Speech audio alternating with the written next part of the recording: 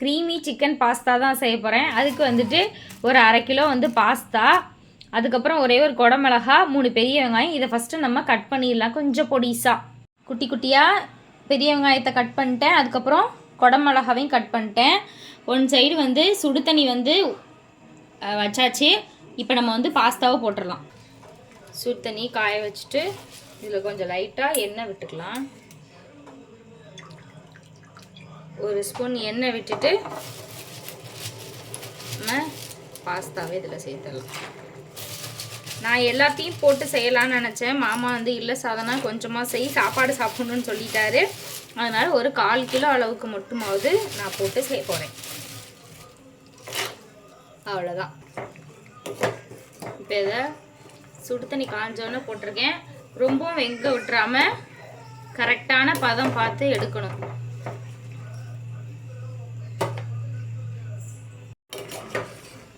Pasta வந்துட்டு கரெக்டான பதம், 3/4 பதம் வந்துருச்சு. இப்போ இதை வந்து நம்ம தண்ணியை வடிச்சிட்டு நல்லா பச்சை தண்ணி போட்டு நல்லா க்ளீன் பண்ணி எடுத்துகிட்டு வந்துடலாம். பாஸ்தா செய்ய ஸ்டார்ட் பண்ணிடலாம்.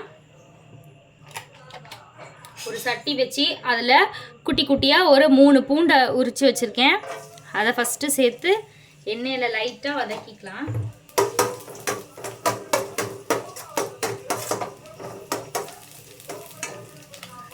அதுக்கப்புறம் நம்ம பொடிசாக கட் பண்ணி வச்சுருக்க வெங்காயம் அதையும் சேர்த்து நல்லா வதக்கிக்கலாம்.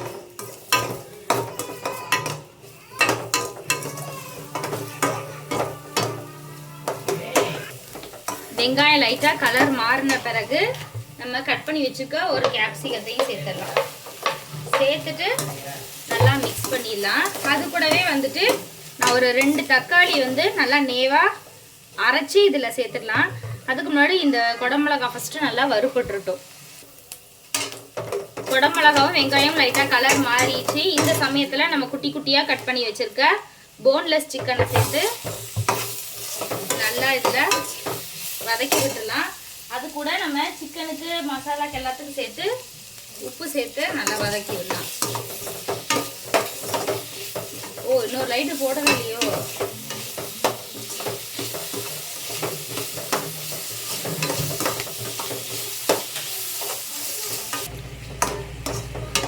சிக்கன் லைட்டாக கலர் மாதிரி வெந்திருக்கு. இப்போ இதில் நம்ம தக்காளியை சேர்த்துக்கலாம். தக்காளியை சேர்த்து தக்காளி கலர் மாறுற அளவுக்கு, ஆஹா ஒரு தக்காளி வந்துச்சா, தக்காளி நல்லா அந்த பச்சை வாசனை போகிற அளவுக்கு இதிலே வதக்கலாம். இது கூட காரத்துக்காகவும் கலருக்காகவும் கொஞ்சமாக நான் மிளகாய்த்தூள் சேர்த்துக்கிறேன். மிளகாய்த்தூள்,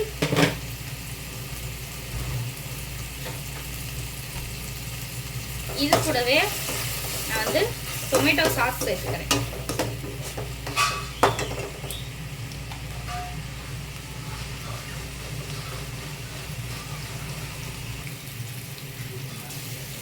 இது கூடவே நான் தேவையான கொஞ்சம்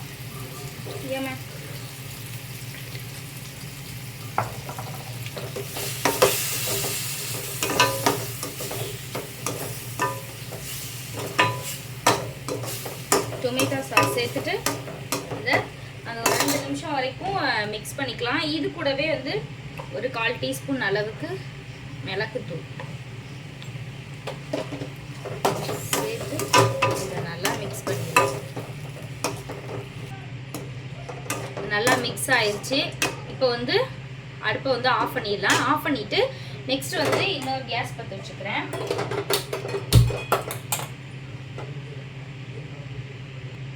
பேன் காஞ்சதுக்கப்புறம் ஒரு 2 ஸ்பூன் இருக்க மாதிரி பட்டர் சேர்த்துக்கலாம். இது கூட ஒரு 2 ஸ்பூன் அளவுக்கு மைதா மாவு சேர்த்துக்கலாம். மைதா மாவு சேர்த்துட்டு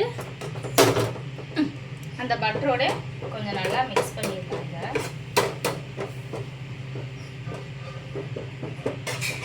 அந்த பச்சை வாசனை போய் மைதா எல்லாம் கலர் மாறினதுக்கப்புறம் 1 கப் அளவுக்கு பால் சேர்த்துக்கலாம்.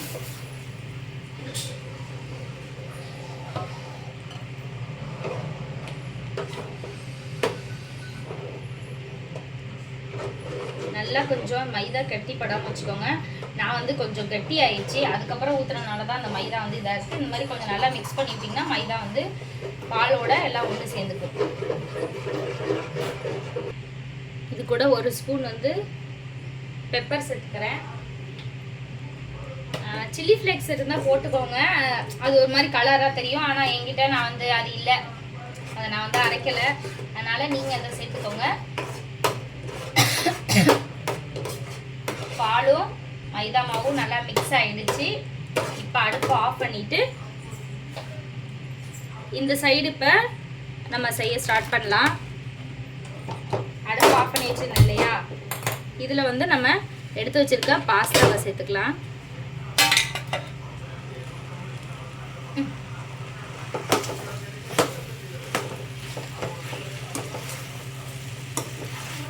பாஸ்தாவை சேர்த்துட்டு நல்லா இதெல்லாம் ஒன்றா மிக்ஸ் ஆகிற அளவுக்கு ஃபஸ்ட்டு எல்லாத்தையும் மிக்ஸ் பண்ணிடலாம்.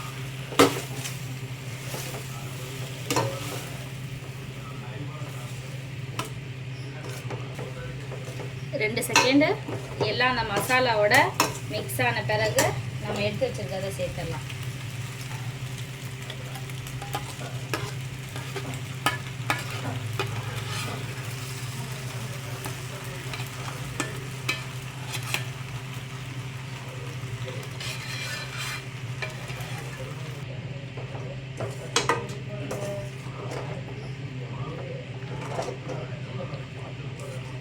இந்த மாதிரி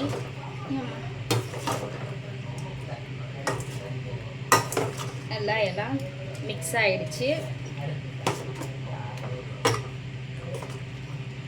இப்போ நம்ம என்ன செய்யலாம்னா,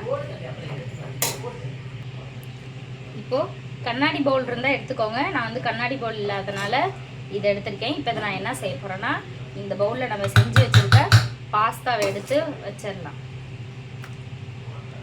வச்சுட்டு மொசரல்லா சீஸு எடுத்திருக்கேன். அதை வந்து என்னென்னா கொஞ்சம் முன்கூட்டியே எடுத்து வச்சுட்டேன். ஃப்ரீசரில் வந்து அது மேலே ஏதோ வச்சுருப்பேன் போல், அதனால் ஜப்பி போயிடுச்சு. ஆனால் சிக்கன் இருக்குது. மாமா வந்து சிக்கன் போதும், நிறையா இருக்க மாதிரி இருக்குதுன்னு சொல்லிட்டாங்க. ஆனால் நான் பார்த்தா பாஸ்தாவை நிறையா போட்டேன் போல், அதனால் சிக்கனே தெரியலை. இதில் எல்லாத்தையும் நான் டிஷ்ஷு செய்கிற விஷயத்தில் ரொம்ப ஆர்வக்கோளாறாயிரம் போல்.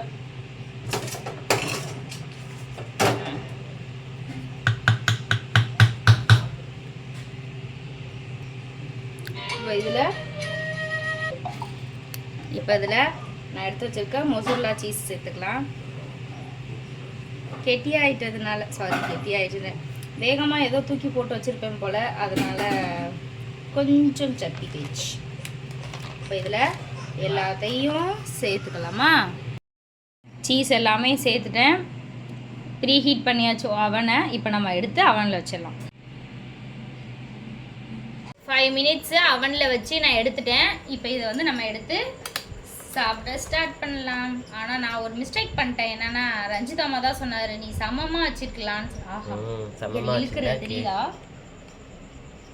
இன்னும் கொஞ்சம் போட்டிருக்கணுமோ? சாஸு சீப்பீஸா சீஸு. வாவ், தெரியுது. நாங்கள் சாப்பிட போகிறோம். இது வந்து அம்மாவுக்கும் பிரியங்காவுக்கும் தான் ரொம்ப பிடிக்கும். அதனால் அவங்களுக்கு நான் எப்போவுமே எது செஞ்சாலும் கொடுத்து விட்ருவோம் இல்லையா, இது அப்படியே பாதி இது அவங்களுக்கு பார்சல். இப்போ நாங்கள் சாப்பிட போகிறோம். கண்டிப்பாக நீங்களும் இந்த மாதிரி செஞ்சு பார்த்துட்டு எப்படி இருக்குன்னு சொல்லுங்கள். பாய்.